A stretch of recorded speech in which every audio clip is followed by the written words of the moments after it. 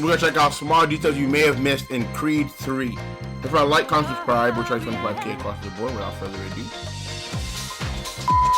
From a Hollywood version of an iconic training scene to a new name on some famous boxing shorts, Creed 3 is chock full of small details that bring the entire Rocky cinematic universe full circle. In the first Creed movie, Adonis, or Donnie, is torn between wanting to make a name for himself all on his own and using Apollo Creed's legacy as a springboard for his own career. After being deemed untrainable at every turn, he moves from Los Angeles to Philadelphia to train with his father's friend and former rival Rocky Balboa. As Rocky trains the young Creed, Donnie becomes a powerful force to be reckoned with, following in both Rocky and Apollo's footsteps. By the time Donnie finally steps into the ring to face Pretty Ricky Conlon, Hollywood Adonis Johnson trades his biological mother's name for his father's and reintroduces himself to the boxing world as Adonis Creed. In honor of his past, Donnie sports the Johnson name on the back of his red, white, and blue boxing shorts with Creed displayed prominently on the front, as to not forget where he came from. This remains consistent throughout all of Creed 2 also. Taking place years after the second installment, when we catch up with Adonis at the start of Creed 3, he's completely shed the Johnson name and identity in favor of the Creed title and legacy. His new red shorts signify that Donnie has finally come to terms with who he is and where he comes from. Creed 3 opens with a flashback to Donnie's childhood spent with his best friend and older brother figure Dame Anderson. The past came back, dude. Yo, his wife in that movie is so fine, bro. Every time I saw him kiss her, it made me so mad. After infiltrating a boxing underground ring, Donnie and Dame head back home only to get in trouble along the way. But before Donnie picks a fight with the abusive man who ran the roll of group home, he gives Dame something from his father's personal collection, a Rumble in the Jungle ticket. On the surface, there's nothing incredibly special about this, other than it came from Apollo Creed himself, but fans may remember what makes the event in question so special. In Creed 2, promoter Buddy Marcel mentions that a battle between Donnie and Victor Drago would be as big as Rumble in the Jungle. Though the fight between the sons of Creed and Drago was a long time coming, it's the battle between Creed and Anderson that's most like the actual event. No doubt the battle for Los Angeles at the end of Creed 3 serves as Donnie's own Rumble in the Jungle, cementing him as the best of his generation. In the original Rocky movies, Rocky Balboa duked it out with Apollo Creed twice before the pair became good friends. By the time Rocky 3 came around, these two-time rivals were as thick as What's the matter with you? So after Apollo died in the ring and Rocky There is no tomorrow. Stallion took on his killer Ivan Drago. There is no tomorrow. If anything, the Rocky films know how to bring there is no tomorrow with a new twist. Creed 2, which was co-written by Sylvester Stallone, that movie was so good. Brought back Drago, portraying the villain in a more sympathetic light. Well, just like the Rocky films before, the Creed series honors its past by bringing back Donnie's old enemies from the ring.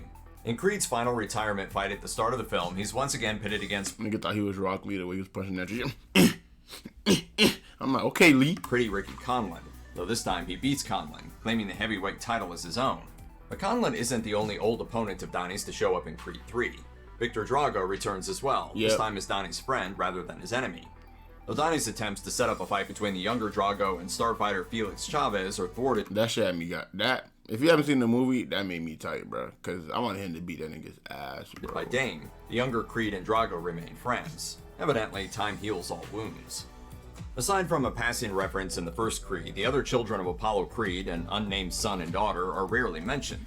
Though they appeared briefly in Rocky 2, running away from their frustrated mother, Apollo's other children haven't shown up again in any installment of the Rocky franchise, even after Apollo Creed died in Rocky 4. If he dies, he dies. Oh, wow. Since Adonis was born shortly after Apollo's death, the former master of disaster never knew he had an illegitimate son. Because of this, it took Mary Ann Creed years to track Donnie down before adopting him as her own. For years, the question of how they might have responded to having a new sibling was a question we never thought would be answered. Creed 3 changes this with a powerful and heartbreaking moment in which Adonis reminds his adoptive mother that his half-siblings never fully accepted him as their brother, while Dame did. Of all the Creed kids, Adonis is arguably the closest to his mother, and since Mary Ann took a special liking to Donnie from a young age, it's obvious why his older siblings might not have taken too kindly to another Creed in the house. Donnie, going by the surname Johnson, she is so fine. Probably didn't help things much either.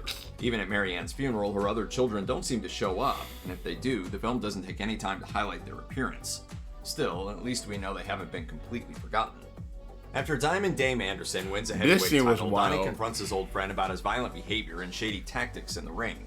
Unfortunately, this conversation doesn't quite go as planned, and Donnie is ridiculed and even beaten by his former pal, who threatens to take everything he has. But there's one insult that Dame hurls at Donnie that the prizefighter can't stand: Baby Creed. Baby Creed. When the news that Adonis Johnson was actually Apollo Creed's son broke out in the first Creed, it was without Donnie's involvement. Both he and Rocky were blindsided by the media leak, but they quickly overcame it and used it to their advantage. Donnie moved past the Johnson name, taking the Creed title for his own and fighting tooth and nail to rise to the top. Yeah. Of course, with the Creed name came distinct challenges, namely the direct tie to his father's legacy and the imposter syndrome that spawned from it. In the first Creed, when he's called Baby Creed by the headliner at Bianca's performance, Donnie loses his temper and nearly beats the guy up. Yeah. But by the time Dame calls him the same thing in Creed 3, Donnie's restraint shows just how much he's grown, and that fighting isn't about some childish need to prove himself worthy of the Creed name any longer. Yep. It's no secret that Sylvester Stallone didn't return as Rocky Balboa for Creed 3, despite remaining on as a producer. After some serious feuds with longtime Rocky producer Irwin Winkler, the star claimed that there wasn't much room in the flick for him anyway. While it's mostly true, the character's legacy is still a vibrant part of it. I want him in there so bad. Now, he doesn't get many mentions, but after his send-off in Creed 2, Rocky seems to have made peace with boxing. Rather, instead of calling up his old mentor for advice on how to deal with Dame, Adonis decides to take Rocky's teachings to heart, applying them faithfully to his fighting style and rigorous training techniques.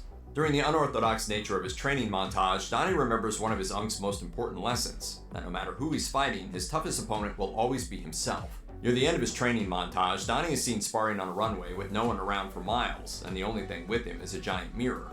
This gives him a full view of himself and his surroundings as he studies his own technique. Rocky's wisdom continues to bless Adonis as he goes into the battle for Los Angeles, hoping to secure his victory.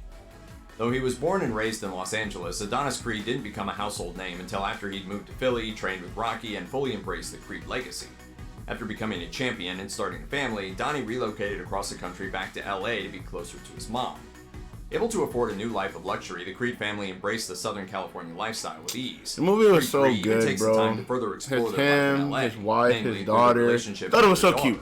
So cute. As Adonis trains And I love how they had her, from Dame, he follows Rocky's unorthodox training techniques and the advice of his longtime trainer. I love how Tony they Little signed the whole Peppers. movie. Like, that was Though he dope. put his own spin on Rocky's sorry. famous climb up the steps of the Philadelphia He did on Museum top of the Arts in Hollywood. Creed, Adonis carves his own path forward in Creed 3, replacing the iconic steps with the hilltop above the Hollywood sign. Yep. While this is no doubt a nod to Rocky's steps, it's also a reflection of where Donnie came from.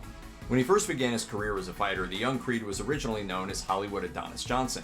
As he climbs toward the Hollywood sign, Donnie proves that he's made peace with his past, before stepping back into the ring to take back what's rightfully his own. It might not be as iconic as Rocky's climb, but it's just as meaningful. During the title fight between Creed and Diamond, Donnie and Dame share a brief moment in the ring where they each slug the other right in the face. I want to know if this was a either Goku and Frieza reference, and there was another one I just couldn't remember. But the Goku and Frieza was This like, epic my shot first thought reminds was us that Goku these and two are Frieza. possibly the most evenly matched fighters in the Rockyverse. And while plenty of others have duked it out in the ring, few fights are as personal as this one.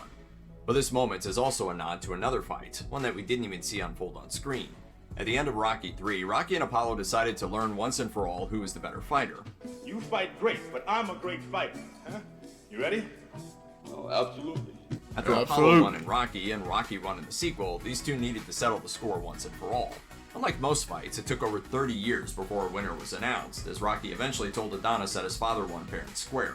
So what does this have to do with that shot from Creed 3? Well, for starters, Rocky 3 has a freeze frame that catches Rocky and Apollo socking the other clean in the jaw. Yes, the fight between these two happened behind closed doors, while Donnie and Dame's battle was broadcast internationally, but Creed 3 actually isolates Creed and Anderson with no outside interference. Yeah. In the middle of the fight, Adonis only sees himself and Dame as these two brothers settle their differences the old-fashioned way, not unlike the end of Rocky 3. But that's not the only significance that the punch holds. Michael B. Jordan's been outspoken about his love for anime and how it influenced the visual style of his directorial debut. That includes dropping a few direct references to his favorite anime. The cross punch calls back to Naruto and Naruto, Sasuke? while the Okay. painful-looking gut punch featured in the trailer is a Dragon Ball Z reference. A huge theme throughout the Creed Okay. trilogy is that of making a name for yourself. At first, Donnie is afraid of the Apollo-Creed comparisons. Then he embraces the name, honoring both the Johnson title and Apollo's own legacy. But by the third act of Creed 3, he's moved on past honoring his Johnson name and even puts the Creed name itself on the back burner.